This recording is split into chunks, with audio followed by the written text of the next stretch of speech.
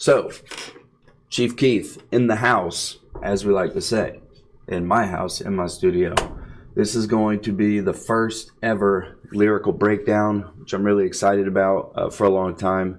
I've been wanting to do lyrical breakdowns to show you guys what I'm actually saying if you don't know, or what I was meaning by something I said, or if I didn't really know what I was meaning, it worked. And then later I realized something, but it'll be cool, I think, to share. So I figured what better song to start with than Let Go, because it's been one of my bigger songs, I think, as far as releases go. So let's jump into it. Let go, let go, let go, let me let. So Let Go in the intro and the hook is kind of just like a reference to, first of all, if you know me as an artist, like I'm always trying to get people to think about the big picture. And I think too often I myself, as well as others, sweat the small things or get worked up over things that will come to pass. And so it's just like a super waste of energy, and it can affect your life in ways that you really would not desire. So Let Go is just kind of like a reminder to just like, let go, man. Like, just take it easy. Like, this life is a ride. It's an experience. Like, just try to enjoy this moment and this experience. So that's what that was. Holes in my shoes, hoping for food. I had a death wish, so bruised. I hate the rules. A man can be so reckless. So that whole bar is basically just like, it's a referencing like my past, because there was a time where like when I used to play like acoustic guitar, I have this story that I tell people sometimes about how I played at One Eyed Jack's. And after the show, I had people ask me for gas money, and I was so poor. I lived in my car, and all I had was ramen noodles, a blanket, and a guitar. That was literally all I had. And this dude, I made the ramen noodles at university, by the way, which I had student loans, so I didn't have shit. But anyway, these people asked me for gas money to leave the bar, and I didn't have any money to give them. The bar undercut me on the money really bad, and they threw beer bottles at me, and I actually stepped on one, and it went through my shoe and stabbed me in the bottom of the foot. So that was like a real story. And I was just trying to get money for gas and food myself, so that was kind of like about that. And back then I was a really reckless person. I don't think I really cared about myself much back then. And so that was definitely an issue for me. Holding on to you like a favorite record. Put it on cause some tunes making me forget the bad times in the past when I fought with my dad and my mama was never happy. So that is like just a reference to like relationships and like how certain people were kind of holding me up, and I was kind of using them as a crutch. And also it's kind of, I don't know if it's metaphorical, but I'm referencing the music as well, because I was really depressed back then and bipolar, or I mean, probably not clinically. I think it was just situational, you know. And I just always felt terrible about myself, but I would go on like little adventures and walks and stuff to try to like pull myself out of it. And if I had headphones, I would just be feeling terrible, and then I'd hear a song that would just completely lift me out of that state and just like change the gut feeling that I had about my life at the moment, and just like let me into this like realm of thinking that like it's all right, like this earth is beautiful, I'm here, I'm experiencing it, like just chill out, man. So music really did that for me, and I'm kind of talking about it in that bar. Bipolar got the best of the family tree. I moved around living beneath friends' houses, basement chilling, just writing and playing. So when I was younger, like I fought with my parents all the time. We did not have a good relationship, I don't think, at all back then. I mean, sometimes it was all right, but for the most part, like we just really didn't get along. And I fought with my dad all the time. My mom was always seemed to be like down or depressed or whatever. And my sister, I think, struggles kind of with like mental health issues as far as depression or anger and bipolar. But basically my whole family seemed to be like on this bipolar kick, and things were just not good at the end of my high school days. So I moved out, and I moved in with a buddy of mine, Tommy. And then for a couple of years there, I would just like stay in people's basements and jump around, and like we just partied a lot. And I did that whole thing for a long time. Just party, and I played a shit ton of music. Like I was always playing music. I had my guitar with me always, and sometimes friends that I was staying with would have a piano or whatever. So I was always just kind of writing songs and whatnot. Never meant to be the villain, but I just do it to myself. Watch it go to hell. Wish me well, you can tell I ain't carrying the weight. I look around, hit the button, I'm off into space. I set the scene and let the camera just capture the takes. You post it up, but everyone knows you're fake. You say you down when time comes, you ain't got what it takes. I'm ragging up. I always, in the back of my mind, was like, you're doing this to yourself. Like, I never, like, maybe a little bit, but I never really played the victim. At least I tried not to. I never really saw my situation as being someone else's fault.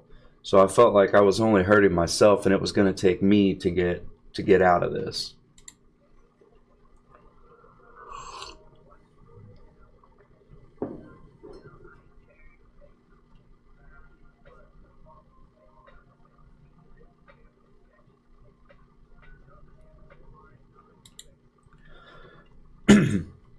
So that's just kind of like a reference, is like, it's almost like, all right, fast forward to now, like I've changed the way I think about myself. I've changed the way I talk to myself. I've changed the way I react and treat family and friends.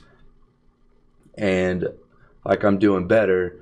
And it's like now I see myself in a point like, okay, you've been down this road and you went through a lot of crazy things, and now you can stand on a stage and you can speak to that, you know, because there might be people out there that need to hear like what you have to say and your experience and like how you got through it, or just talking to you, because people don't really learn. I think if somebody tries to tell you how to live your life and they've never experienced like what you went through, I feel like it's easy to be like, fuck you, dude. But if you talk to somebody that's actually been there before and can understand like where you're coming from, I feel like people have a little bit more respect for that, and they take it to heart more. So that line is just like talking about, basically referencing the fact like as a whole, like I don't know, like generationally or whatever, but what I see a lot is a lot of people like back in the older days, it was like family is like strong, like friendship bonds are strong, and like people just held together better. But like nowadays it feels like everybody's super loose and tangible, and like friendships and bonds aren't as thick as thieves, you know, like it used to be. Like people just aren't like solid individuals anymore. There's not very, I'm not saying everybody, because I have the people that I talk to and I hang out with, like we keep it that way. We keep it 150 with each other. But like a lot of the times, like these days, I see a lot of people that don't. So that was let go, let go, let me let go, let go, let go, let go, let me go. So then you got the hook again, like let go. So I'm just like, I'm coming back to that. Like I start to think about what's going on now, what I dislike about it, and then I'm like reminding myself at that moment, like let go, like let go of that. Like who cares that like people are being that way? Like, you know what's up, just like stick to you and like your crew and like what you're doing, and let go of that shit. Back even though I didn't wanna, everything depending on a sack of marijuana. I got a show with One Night Jacks later tonight. I hope I get the bag and make it back in time. So now I'm like going back to like the scene at the bar, you know what I mean? And like rethinking this experience that I had, going back to where I came from. And back then, dude, everything was about pot. Like, I don't smoke anymore, which, I mean, I don't care if people smoke. Like, it's not a big deal. And I have, like, here and there, I've toked it, but it's like, it always has been, I don't want to say bad for me, but like, I have too many responsibilities and too many things on my plate now. And I've realized that because I got in some trouble recently. But it's just too much to risk, being that it's illegal. So it's like, I'm not going to do that anymore. But anyway, back then, it was like I smoked every day. I woke up, wake and bake, lunch breaks at work, I'm smoking, like out in the parking lot. Like, it was bad. Like, and then if you took it away from me, it was like all I could do to try to find some. Or if I didn't have any, I was like, man, I need to get some. Like, today sucks. I need some fucking pot. So that was just kind of like talking about that. And also going back to like that show at One Eye Jacks, when it, you know, things weren't so good in my life. So I can now see the contrast. Like, you were smoking a lot back then. This is what your life was like. You're not smoking now, and like, this is what your life is like. So it was like easy to make a decision on what to do with myself. Whether I love something or not, like, you still have responsibilities in this world. So meanwhile, family is moving on. Thinking about you the whole time I've been gone. I miss you too. Maybe one day I'll grow out these holy shoes. What do I do when I just want to be honest? So back then, I felt like I was like creating a movement. Like, I felt like I was doing the right thing. Like, starving artist. Like, I'm so passionate about music and what I do. Like, I don't care what I have to do. I'm going to do it. And, I didn't talk to my mom for like a year or two. And I didn't talk to like family at all. I was totally disconnected. Like, and I was doing so many drugs that like I was forgetting like family members' names and stuff. Like, I was not connected with like my roots at all. I had totally disconnected. And when I talk about like maybe one day, I'll let go of the holy shoes or whatever. That's basically like, I was meaning it in two ways. Like, holy shoes, like there's holes in them, but also like holy, like I hold them high in regard because I think that what I'm doing is admirable. You know, I'm trying to create art for people's soul. Like, I'm trying to feed people like something vibrational and like connected, and just trying to give them an experience to enjoy themselves. So when I just wanna be honest, when I just wanna be honest, not all about the commas. Maybe read some Kama Sutra, get away from the pharmaceuticals, beautiful musical news guru. So now it's like, now I'm like going to the present moment, and I'm like, okay, I've separated myself from that lifestyle and those like drugs, and I still hold the same values. Like, the music is not about the money, and there's more to it than just trying to create a gimmick out of yourself, which is what a lot of people do. They just try to create a gimmick for music and views. But like, look at what I'm doing right now. Like, I have hardly any viewers or anything like that, and I'm pushing through and I'm doing it because I love to. Like, I don't care if anybody's watching.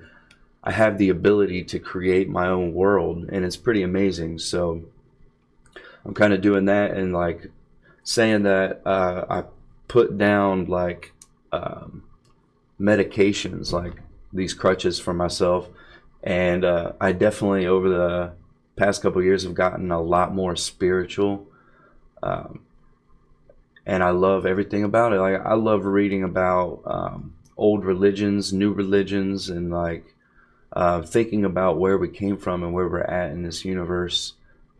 Just big ideas like that, so I'm kind of referencing that. Seduce you with these rhymes in a way, plenty of time to decay. Take signs and we celebrate, vibe and assimilate. I never been a fake, man, I was always on the way up.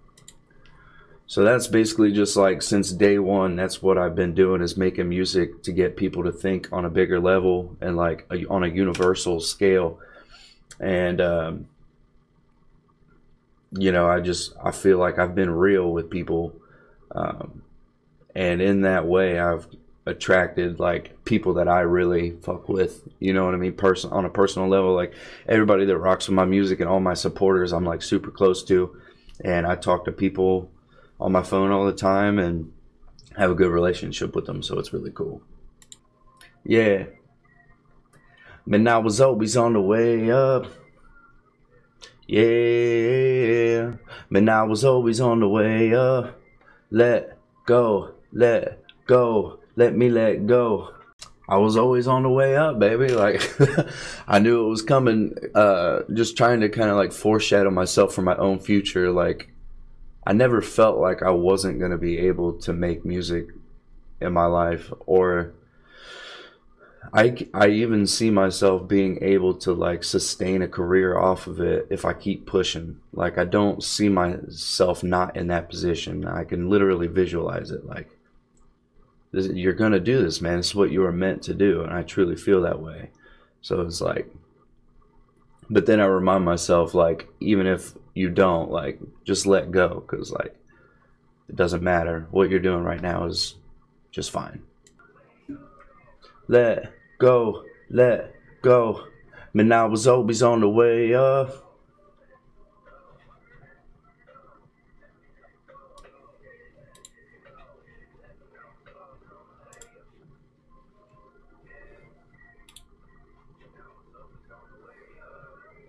And I was always on the way up. Let go, let go. Let me let go. On the way up. Let go, let go. Let me know I was always on the way up. Let go, let go. Let me let go. Let go, let go, let go. And that was the first ever Chief Keith lyrical breakdown. Make sure if you want to see more, you hit this subscribe button. It'll be somewhere. Just look for it for a second.